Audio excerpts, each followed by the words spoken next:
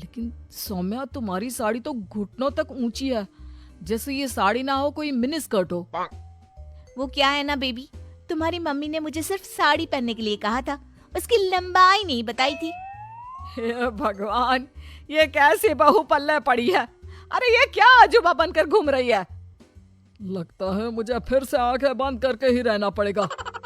अरे पापा जी, आप एक बार आंखें बंद कर ही लीजिए, बार बार डायलॉग मारते रहते हैं।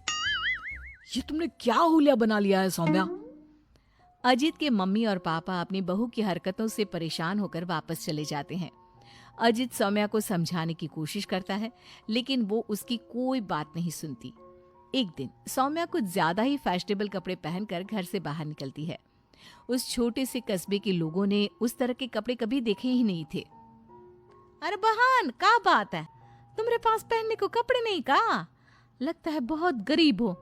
चलो मेरे साथ, मैं तुम्हें अपनी पुरानी साड़ी दे दूंगी। हाँ, पागल हो गई है क्या? ये आजकल का फैशन है, फैशन।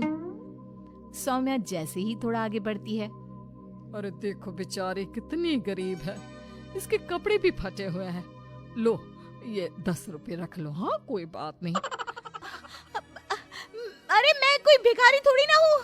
कितने अजीब लोग हैं यहाँ के, इनको फैशन का मतलब भी नहीं पता।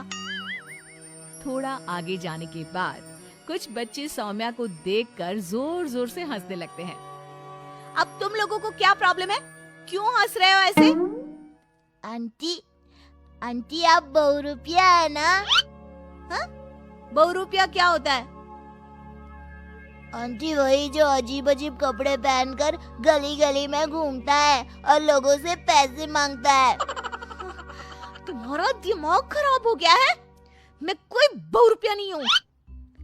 लेकिन आपकी हालत देखकर तो ऐसा ही लग रहा है। तभी वहाँ पर एक औरत आती है। अरे बच्चों, ये तो कोई पागल औरत लगती है, देखो इसके कपड़े भी फटे हुए हैं। हे भगवान, मैं सच में पागल हो जाऊंगी। इस शहर के लोग बड़े अजीब हैं, मेरे फैशन को न जाने क्या समझ बैठे हैं। फिर सौम्या अपने घर लौट आती है और जोर जोर से रोने लगती है। सौम्या को इस तरह रोता देखकर अजित को कुछ समझ नहीं आता। अरे क्या हुआ सौम्या, तुम इतना क्यों रो रही हो? किसी ने कुछ कहा क्या?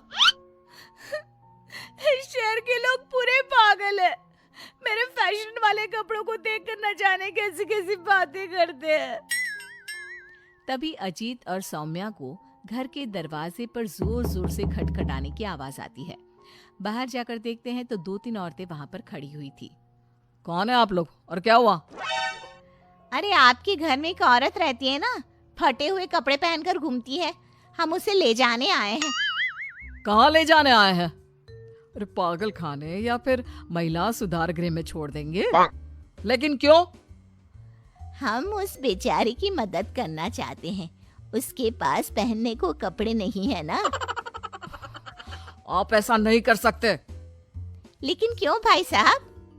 क्योंकि वो कोई पागल औरत नहीं, मेरी छोटे कपड़ों वाली बीवी है और उसका दिमाग बिल्कुल ठीक है, बस कपड़े थोड़े कम है।